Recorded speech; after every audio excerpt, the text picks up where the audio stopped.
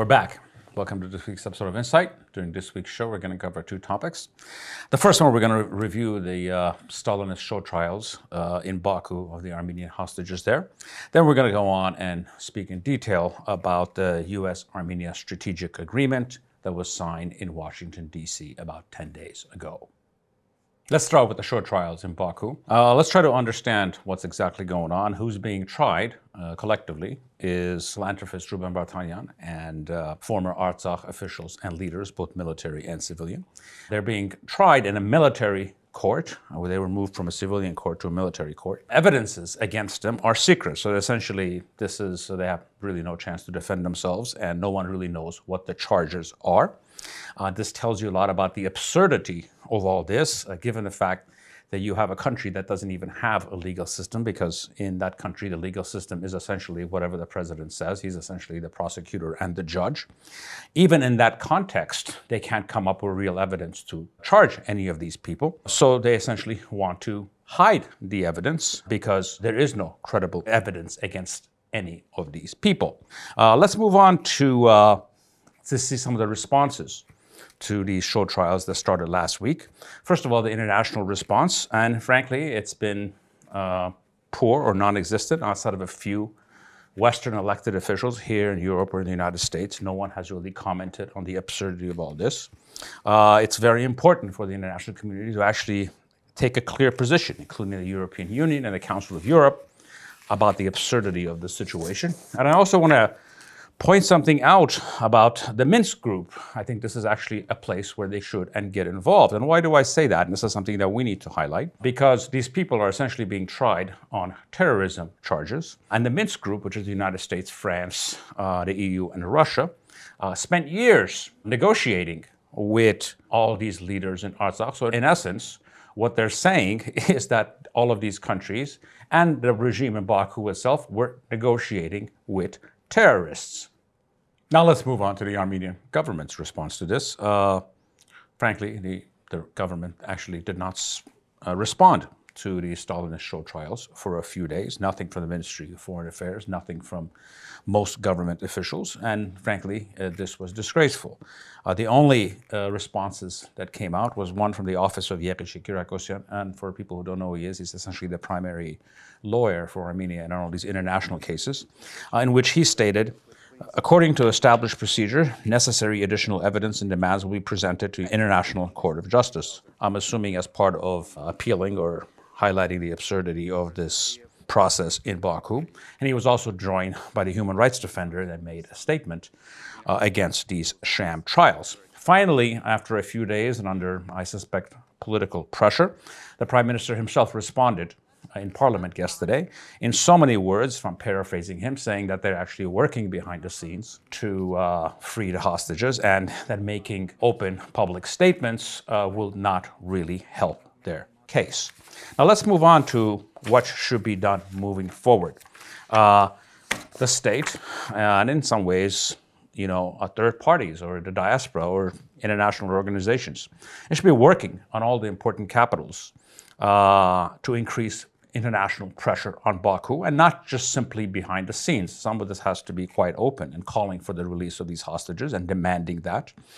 There should be special projects, especially in Washington, D.C., with the Trump administration and its and the fact that it fancies itself as the defender of Christians around the world. This is actually a fantastic opportunity for them to actually show that.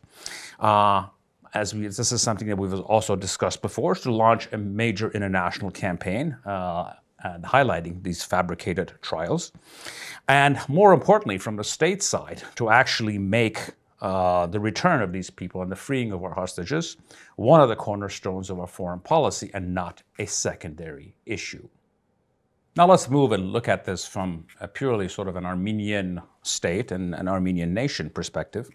I know that many people have different attitudes about the leaders that have been imprisoned in Baku. However, none of those attitudes are relevant today, whether you like them or you don't like them. Right now, open criticism of these leaders who are imprisoned in horrific situations are simply unacceptable and unconscionable. Who is actually on trial are not these hostages in Baku.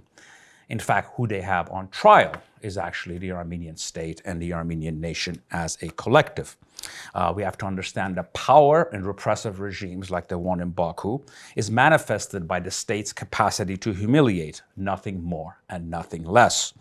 Our job, our collective job, is to use this process to actually attack the regime and make it pay a price for holding these people to an extent that releasing them is less politically costly than keeping them. And what all of this leads to is, which is the only realistic approach or attitude to the regime in Baku, which must be focused on marginalization, delegitimization, and the criminalization of the regime in Baku.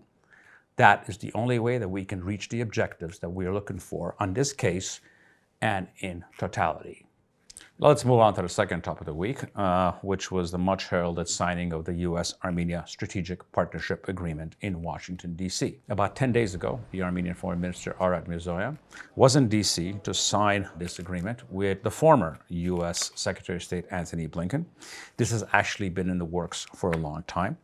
This strategic agreement covers multiple areas from political, military, economic, and cultural relations. Being a signed partner, what this level of partnership essentially puts us 2 levels below NATO membership in the context of U.S. relations with other countries, with major NATO ally being the only intermediary step, which is obviously something that we're probably aspiring to. This is, in essence, another step from Armenia leaving the Russian orbit.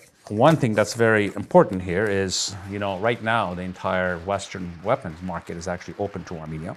And signing this agreement is actually key in eventually opening up our capacity to buy weapons from the United States. There has been lots of comments, criticism, and misconceptions about this agreement. So I want to go over the primary issues one by one and deal with them and address them. The first one, which is people are saying this was signed in the last days of the Biden administration. There's a new administration coming. Is this binding? Is this going to hold? Or what's the point of signing something with an administration that's going out of power in less than a week? The fact is, this is actually a state-to-state agreement. This does not have to do with particular administrations in Yerevan and DC, because administrations come and go, but the states is there, and they're there and they stay, and these relations stay, and these agreements stay. In fact, the reality is, the political reality is, this would not have been signed if it did not have the support of the incoming Trump administration. Confirmed from my own sources is that they are actually in fully support of this agreement.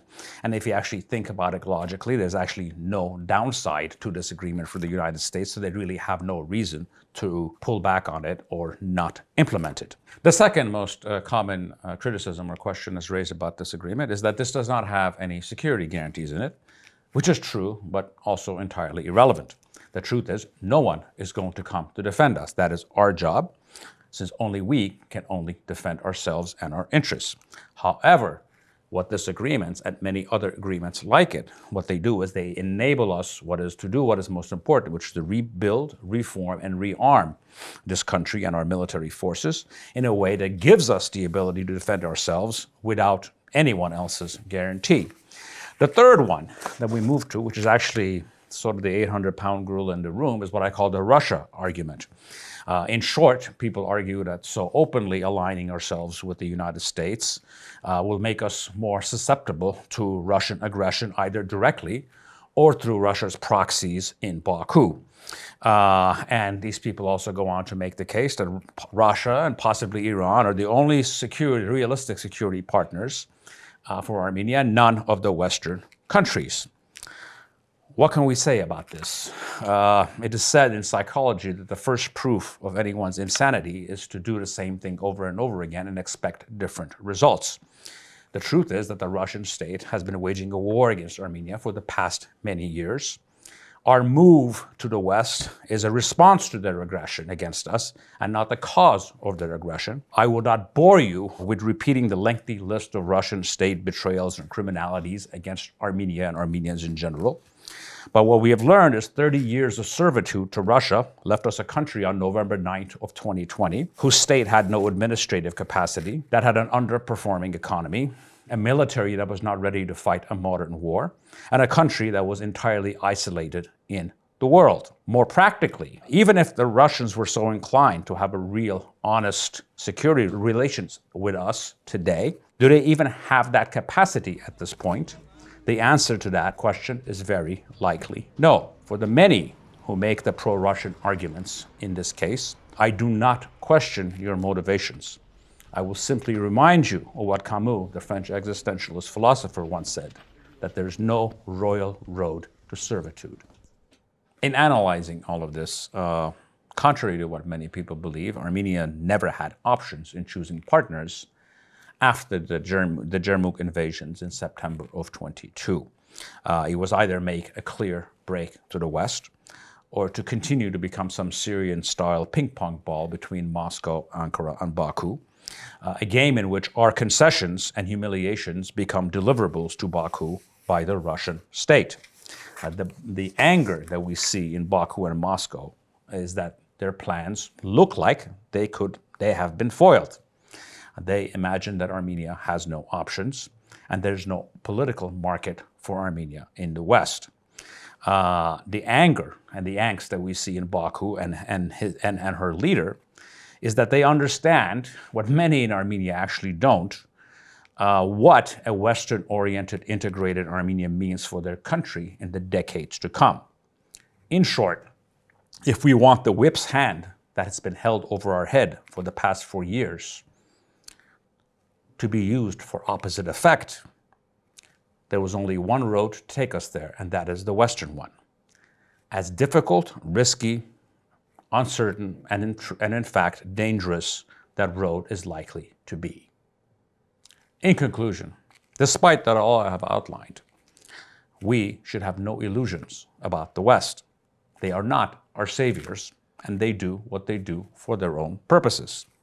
But objective reality is that at this point in history, what is best for this country is moving towards the West. In 20 years, we could be dealing with the exact opposite. Our only mandate and goal must be building a rich and strong Armenia. Achieving that demands cold-blooded pragmatism and blood-curdling cynicism.